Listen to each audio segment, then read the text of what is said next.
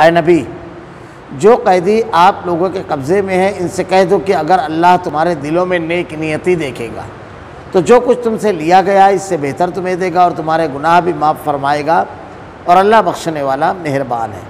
और अगर वो तुझसे ख़यानत का ख्याल करेंगे तो ये तो इससे पहले ख़ुद भी अल्लाह से ख़यानत कर चुके, आखिर इसने इन्हें गिरफ़्तार करा दिया। और अल्लाह इल्म व हिकमत वाला है। जो लोग ईमान लाए और हिजरत की और अल्लाह अपने मालों और जानों से अल्लाह की राह में जिहाद किया, और जिन लोगों ने इनकी जगह दी और मदद की, ये सब आपस में एक दूसरे के रफ़ीक हैं। और जो ईमान तो लाए लेकिन हिजरत नहीं की, तुम्हारे लिए इनकी कुछ भी रिफ़ाक़त नहीं जब तक कि वह हिजरत ना करें। हाँ, अगर वो तुमसे दीन के बारे में मदद तलब करें तो तुम पर मदद करना ज़रूरी है, मगर उस कौम के ख़िलाफ़ नहीं जिनकी और तुम्हारे दरमियान सुलह का मुआहदा है। तुम जो कुछ करते हो अल्लाह इससे खूब देखता है। काफिरों, आपस में एक दूसरे के रफ़ीक हैं, काफिर आपस में एक दूसरे के रफ़ीक हैं। अगर तुमने ऐसा ना किया तो मुल्क में फितना और ज़बरदस्त फसाद बर्पा हो जाएगा। जो लोग ईमान लाए और उन्होंने हिजरत की और अल्लाह की राह में जिहाद किया और जिन्होंने जगह दी और मदद पहुँचाई, वही लोग सच्चे मोमिन हैं। इनके लिए बख्शिश है और इज़्ज़त की रोज़ी। और जो लोग इसके बाद ईमान लाए और हिजरत की और तुम्हारे साथ होकर जिहाद किया, बस वो लोग भी तुम में से ही हैं और रिश्ते नाते वाले। अल्लाह के हुक्म की रूह से एक दूसरे के ज़्यादा हकदार है। बेशक अल्लाह हर चीज़ को खूब जानने वाला है। या अय्युहन नबिय्यु कुल मन फी यदीक मिनल असरा इन यअलमिल्लाहु फी क़ुलूबिकुम खैरन युतिकुम खैरन मिम्मा उख़िज़ मिनकुम व यग़फ़िर लकुम वल्लाहु गफ़ूरुर रहीम। ऐ नबी, जो कैदी आप लोगों के कब्ज़े में हैं इनसे कह दो अगर अल्लाह तुम्हारे दिलों में नेक नियति देखेगा तो जो कुछ तुमसे लिया गया है इससे बेहतर देगा और तुम्हारे गुनाह भी माफ़ फरमाएगा, और अल्लाह बख्शने वाला मेहरबान है। ग़ज़वा बद्र में जो मुशरिकीन मक्का कैद होकर आए तो अल्लाह रब्बुल आलमीन ये उनके बारे में बयान फरमा रहा है कि ये मुशरिक थे और शिर्क की बुनियाद पर अल्लाह के नबी और सहाबा किराम के मुकाबिल ये आए। जंग में शिकस्त हुई, ये गिरफ्तार हुए। गिरफ्तार होने के बाद जब अल्लाह के नबी के सामने आए तो अल्लाह ताला ने इनको हुक्म दिया कि अगर ये लोग तौबा कर ले में सच्चे दिल से ईमान ले आए, सच्चे दिल के साथ, अगर अल्लाह तुम्हारे दिलों में नेक नियति देखेगा, दिल के अंदर जानने वाले ख्यालात जो हैं दिल के अंदर पनपने वाले वो अल्लाह जानता है, वो देखेगा तो क्या मिलेगा तुमको सिला। आज तो तुम कैदी की तरह खड़े हो, लेकिन होगा क्या? अल्लाह ताला कह रहा है जो कुछ तुमसे लिया गया इससे बेहतर तुम्हें एक देगा। यानी माल उन कैदियों को जो कैदी थे उनसे फिदिया लिया गया था, बता रहे मुआविज़ा, रिहाई के कुछ पैसा, तो अल्लाह ताला कह रहा है उससे बेहतर देगा रब्बुल आलमीन। और दूसरी उसके साथ क्या चीज़ मिलेगी?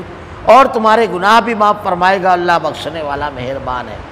हज़रत अब्बास रज़ियल्लाहु तआला अन्हु जो अल्लाह के नबी सल्लल्लाहु अलैहि वसल्लम के चचा थे, इनके बारे में कि इनको गिरफ्तार करके बद्र के मैदान में से लाया गया, बल्कि इन्हीं के बारे में वाक़या है कि जब मस्जिद नबी में इनको बांधा गया तो कसकर बांधा गया, तो ये रात में कसकर बांधने की वजह से तकलीफ़ में थे तो आवाज़ निकाल रहे थे। अल्लाह के नबी को बड़ी अज़ियत पहुँची, आप रात भर सो नहीं सके क्योंकि बिल्कुल लग करके हुजरा था मस्जिद नबी से अल्लाह के नबी सल्लल्लाहु अलैहि वसल्लम का। अल्लाह के रसूल सल्लल्लाहु अलैहि वसल्लम ने सुबह उठ करके जितने कैदी थे तमाम कैदियों के बारे में हुक्म दिया कि इनकी रस्सियाँ ढीली कर दी जाए, तकलीफ़ नहीं होना चाहिए। बद्र में मुआविज़ा देकर, फिदिया दे करके ये रिहाई हासिल की। अल्लाह ताला ने इनको इतना माल दिया कि रिवायतों में आता है कि गालिबन तबूक के मौके पर जब ये अल्लाह के नबी के हुक्म पर कि अल्लाह के रास्ते में माल को खर्च करो, तो इतना बड़ा बोझ लेकर आए थे कि बोझ इन्हें आजिज़ किए हुए था, इन्हें उठाने में इनको तकलीफ़ हो रही थी। इतना बड़ा बोझ माल का लेकर के अल्लाह के नबी की जनाब में आए, अल्लाह के रास्ते में खर्च करने के लिए खूब माल दिया अल्लाह रब्बुल आलमीन ने। और दूसरा उससे बड़ा जो फ़ायदा, तुम्हारे गुनाह भी माफ़ करवाएगा, अल्लाह बख्शने वाला मेहरबान है। ईमान की बुनियाद पर अल्लाह गुनाहों को बख्श देता है। एक मरतबा अल्लाह के नबी के पास एक बुज़ुर्ग आए और आके कहने लगे कि अल्लाह के रसूल, कोई गुनाह ऐसा नहीं है जो मैंने नहीं किया, क्या मेरी बख्शिश हो जाएगी? अल्लाह के नबी ने इरशाद फरमाया कि अगर तुम इस्लाम कबूल करते हो और सच्चे दिल से तौबा करते हो तो अल्लाह ताला बख्श देगा।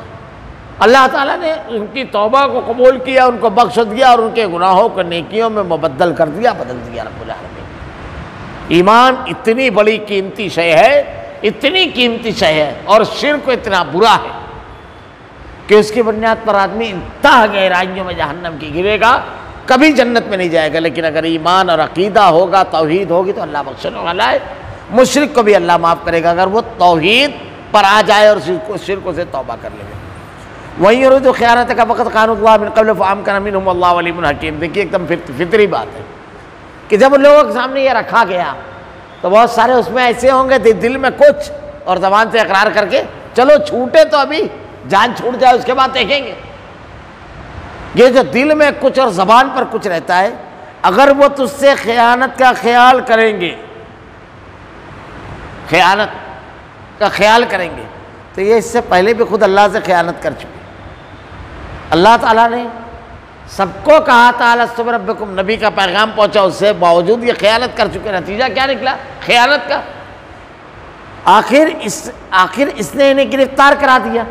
अल्लाह से ख़यानत करे थे, अल्लाह ताला ने ऐसे असबाब बनाए कि आज कैदी की तरह सामने खड़े हैं। कितना आराम से मक्का के थे, अंदर थे।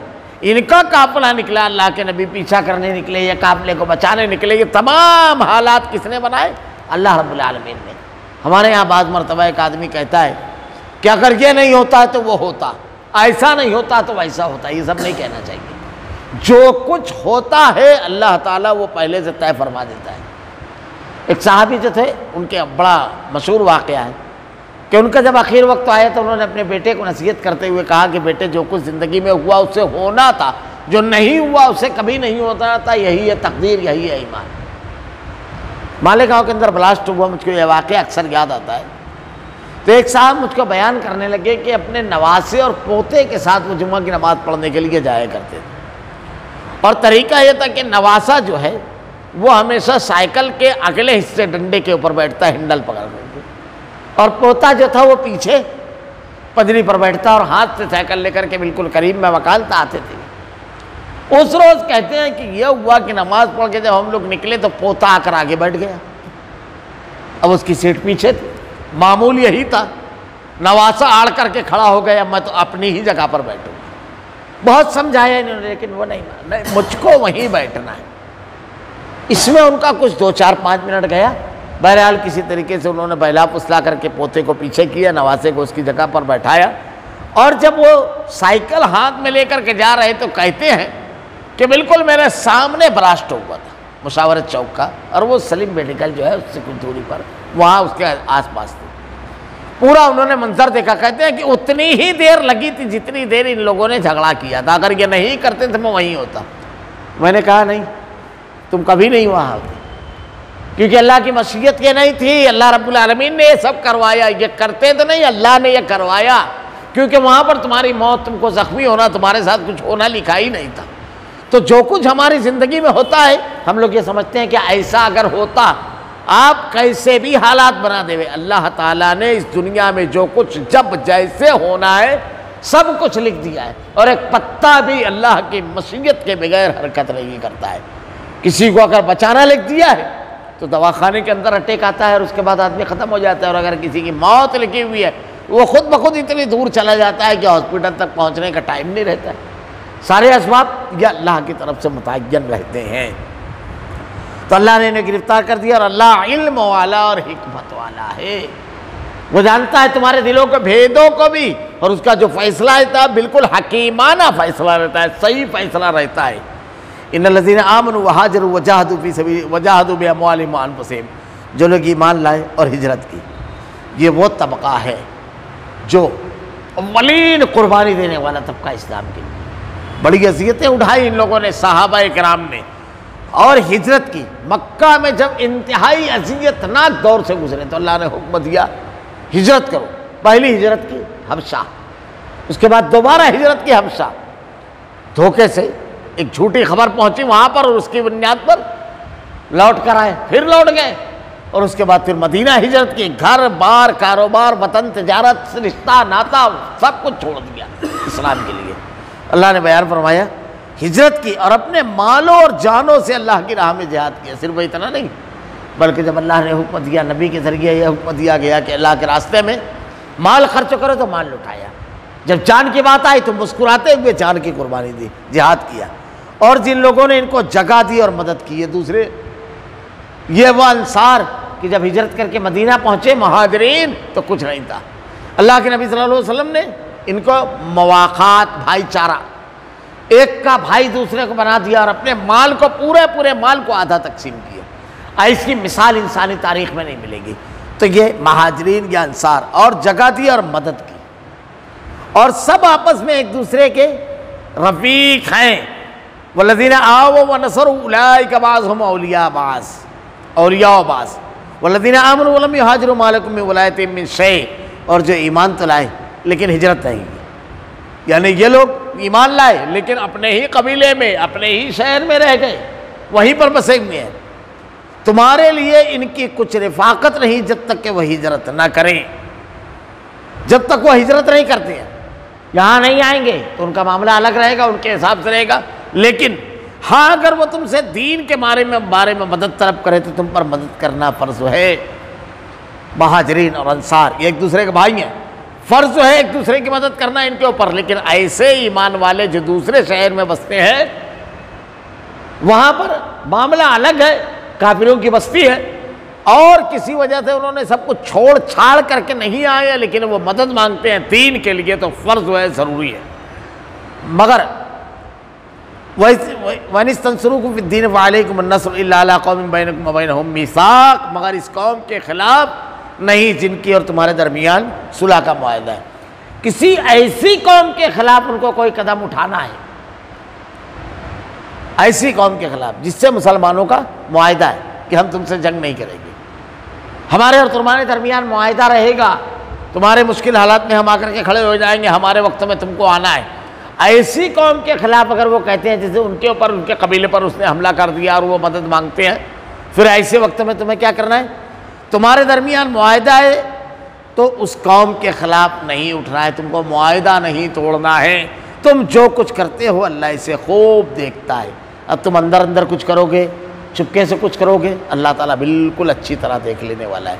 इससे पहले एक बहस गुजरी खारजा पॉलिसी वाली, जो इससे पहले के दरसों में चूँकि काफ़ी गैप भी हुआ रमज़ान मुबारक की मुनासबत से, और ऐसे भी उसमें ये चीज़ गुजरी कि अगर किसी कौम के ख़िलाफ़ मुआहदा है तो अगर 10 तारीख तक मुआहदा है कि हम जंग नहीं करेंगे, तो इस दौरान कुछ भी उसके खिलाफ कदम नहीं उठाना है। और अगर वो धोखाधड़ी करेंगे तो अल्लाह ताला उसको खोल देगा, लेकिन अपने को नहीं। आज दुनिया के अंदर एक दूसरे से मुआहदा रहता है, दूसरे में सिफारत खाने रहते हैं, लेकिन इन सिफारत खानों में जासूसी की जाती है, आए दिन ऐसी खबरें वगैरह आती हैं। एक दूसरे पर भरोसा नहीं है, एक दूसरे के ऊपर इक़दामात भी किए जाते हैं। बड़ा मशहूर वाक़या है कि हज़रत अमीर मुआविया रज़ी अल्लाह तआला अन्हु को मुआहदा रूमियों से था। आपने मुआहदा ख़त्म होने से पहले सरहद पर फ़ौज जमा करना शुरू कर दी सब तरफ से, ताकि मुआहदा ख़त्म हो, तैयारी का मौका न मिले रूमियों को और उनके ऊपर हमला कर दिया जाए। एक सहाबी थे, उनको खबर लगी, उन्होंने आकर के अल्लाह के नबी, अल्लाह ताला के कलाम की आयत और हदीस बयान की। हज़रत अमीर मुआविया रज़ियल्लाहु ताला अन्हु ने फ़ौरन हुक्म दिया फ़ौजों को कि अपने अपने मकामात पर लौट जाओ, अल्लाह के कलाम और उसके नबी के फरमान की पासदारी है, उस पर अमल करना यही दीन है, हम इस पर अमल करेंगे। तो अल्लाह ने बिल्कुल वाज़ेह तौर पर इरशाद फरमाया, वल्लज़ीना कफ़रू बअज़ुहुम औलियाउ बाज़ इल्ला तफ़अलू तकुन फ़ितनतुन फ़िल अर्ज़ि व फ़सादुन कबीर। अहले ईमान की मदद करना ज़रूरी है, लेकिन देखिए क्यों? वजह, काफिर आपस में एक दूसरे के रफीक हैं, खड़े हो जाते हैं आकर के। ज़रा सा एक वाक़या हो, ये देखिए, पूरे आकर के खड़े हो जाते हैं, सारे खड़े हो जाते हैं। हमारे यहाँ अक्सर देखने में आता है कोई मुसलमान कत्ल किया जाता है, मारा जाता है, अगर कोई बयान दे देवे तो उसका जीना दो बार कर देवे, लेकिन किसी और के साथ होता है तो क्या हालात होते हैं हम देखते हैं। कौम पूरी आकर के खड़ी हो जाती है, हमदर्दी रहती है उसकी।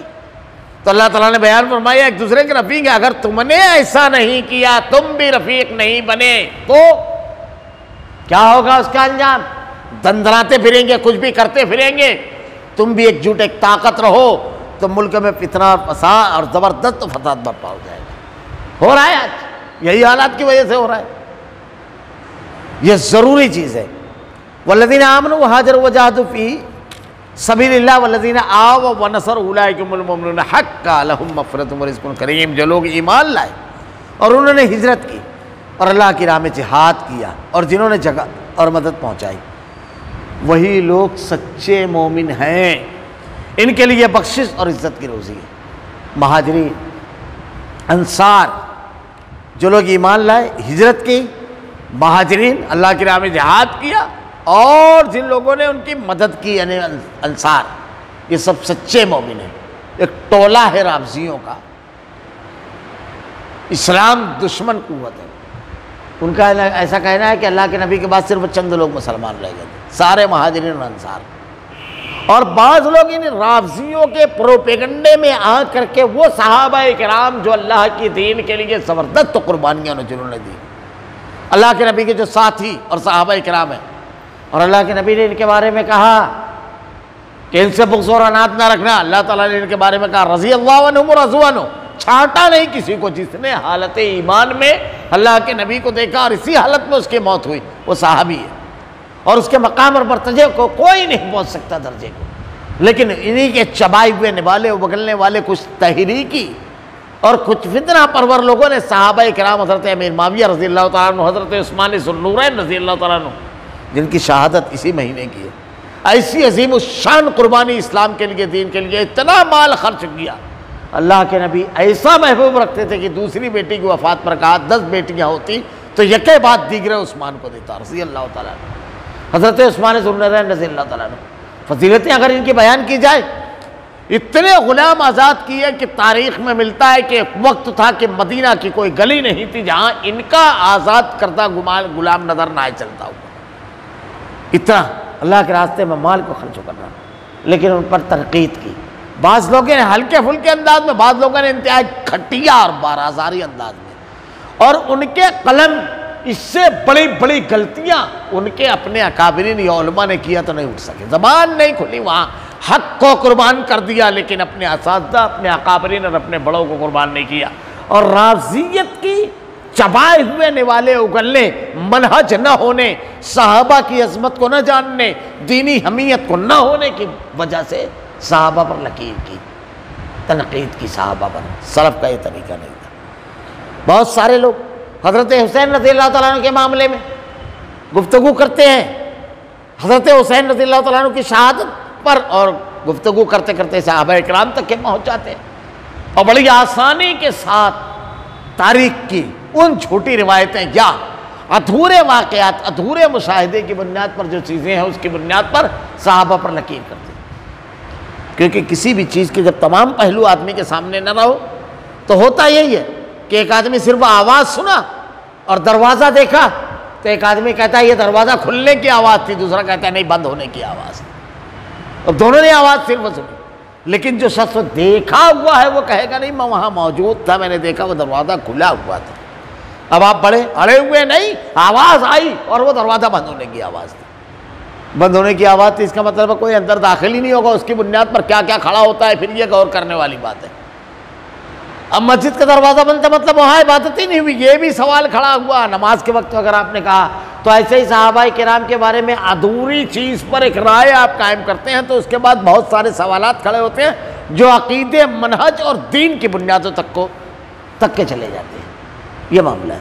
अल्लाह ताला इनके बारे में कह रहा है वही लोग उलाइका हुमुल मोमिनून हक़्क़ा, सच्चे मोमिन हैं। कौन? सिफतें अल्लाह ताला ने बयान फरमाई। जो लोग ईमान लाए, सारे सहाबा मोमिन थे क्योंकि शर्त है वो हिजरत की, महाजरीन अल्लाह की राह में जिहाद किया और जिन्होंने जगह दी और मदद पहुंचाई, अंसार, वही लोग सच्चे मोमिन हैं, अल्लाह ताला कह रहा है। और ये उनके ईमान पर, उनके अमल पर सवालात खड़े कर रहे हैं, जिनको अल्लाह ताला ने सर्टिफिकेट दिया है सच्चे मोमिन होने का। इनके लिए बख्शिश और इज्जत की रोटी है। उलाइका लहुम मग़फ़िरतुम व रिज़्क़ुन करीम, इतना बड़ा वादा और ऐलान किया। तुम जिनकी अक़ीदत में, जिनकी मोहब्बत में ज़बानें बंद किए हुए, उनके लिए कोई ऐसा ऐलान नहीं, कोई ऐसा ऐलान नहीं। वल्लज़ीना आमनू मिन बाद वहाजरू वजाहदू मअकुम फ़उलाइका मिनकुम उलुल अरहाम बअज़ुहुम औला बिबाज़िन फ़ी किताबिल्लाह इन्नल्लाह बिकुल्लि शैइन अलीम। जो लोग इसके बाद ईमान लाए और हिजरत की और तुम्हारे साथ होकर जिहाद किया, बस वो लोग भी तुम में से ही हैं। उनका भी रफ़ाक़त का मामला, उनका भी मोहब्बत का मामला, आपस के रिश्तों का मामला बिल्कुल तुम्हारी तरह वैसे ही मामला रहेगा। बाद के ईमान वाले लाने वाले, पहले के ईमान लाने वाले, सबका मामला। अल्लाह ने इरशाद फरमाया बस हिफ्ज़ मरातिब, कुर्बानियाँ जिसकी ज़्यादा है उसका मर्तबा उतना ज़्यादा बुलंद होगा। अल्लाह के नज़दीक रिश्ते और नाते वाले अल्लाह के हुक्म की रोह से एक दूसरे के ज़्यादा हकदार हैं। उलाइका वउलिल अरहाम बाज़ुहुम औला बिबाज़िन फ़ी किताबिल्लाह। जब महाजिरीन हिजरत करके मक्का से मदीना पहुँचे तो इनमें जो भाईचारा हुआ तो ये भी हो गया था कि अब एक दूसरे की विरासत में भी हिस्सेदार होंगे। बाद में अल्लाह ताला ने यह हुक्म दिया कि नहीं, विरासत में जो हिस्सेदार है, जिसको तरका मिलेगा, उसका नाम बाकायदा मुतय्यन करके अल्लाह ताला ने बयान फरमा दिया चौथे पारे में, ये वारिसीन हैं और किस वारिस को कितना हिस्सा मिलना है ये भी मुतय्यन कर दिया है। अल्लाह के नबी सल्लल्लाहु अलैहि वसल्लम की एक हदीस है, मुनकिरीन हदीस जो है इनका इल्म बड़ा कम होता है, कुरान जानते नहीं है, इसलिए लाइल्मी का एतराफ़ और जहालत का एतराफ़ करने की बजाय कुरान और हदीस पर एतराज़ कर देते हैं। मैं बता रहा हूँ, एक मरतबा मैं गुजर रहा था रास्ते से, दोपहर में शदीद गर्मी, मई का महीना, बिल्कुल दोपहर में एक शख्स हो मुझको रोका, मुनकिरीन हदीस के टोले से था, किताबें उसकी लदी हुई थी, लाइन से रखा हुआ था सब हदीस की किताबें और कुरान की तफासीर और तर्जुमे। मुझको बिल्कुल चौड़ा है, पर दोपहर के वक्त रोक करके कहता है कि हज़रत रुकिए, और उसके बाद कहता है कि ये जो रिवायत है कि वारिस के लिए वसीयत नहीं, यानी जो मरने वाले का वारिस है उसके लिए वसीयत नहीं, बेटे हैं, बेटियां हैं, बीवी है, और अगर साहिब औलाद नहीं है, मतलब बेटा नहीं है, तो फिर उसके बाद भाई वगैरह है, तो ये सब वारिसीन है जिनको तरका मिलने वाला है, उनके लिए कोई वसीयत नहीं है। और अल्लाह ताला ने तो बोले कुरान के अंदर कहा है कि वारिस के लिए वसीयत, हालांकि वो आयत मनसूख है। तो बोले क्या कुरान की इस आयत को आप हदीस से मनसूख करोगे? मैंने कहा बड़ी अजीब व गरीब बात है आपकी, आज हदीस ने तो वजाहत की है, कुरान ने खुद उसको मनसूख किया। एक बात ये बताइए कि अल्लाह रब्बुल आलमीन ने अगले आयतों में वजाहत के साथ बयान फरमा दिया, लड़के का इतना, लड़की का इतना, बीवी का इतना, माँ का इतना, बाप का इतना, सब अल्लाह ने मुतय्यन कर दिया। अब जब अल्लाह ने मुतय्यन कर दिया तो हदीस में वजाहत आ गई कि वारिस के लिए कोई वसीयत नहीं है। जब मुतय्यन नहीं था तो ठीक था, अब जब अल्लाह ने कलम चला दिया तो अब तू हिसाब लगाएगा कि नहीं मेरे बेटे को इतना दे। अल्लाह ताला कह रहा है जितना बेटी को मिलेगा उसके डबल बेटे को, तो बोलेगा नहीं मेरे बेटे को 10 रुपया दो और बेटी के 3 रुपया दो। तो ये अल्लाह के बनाए हुए हिसाब से आगे तो चलेगा, ये तो उसी की वजाहत है।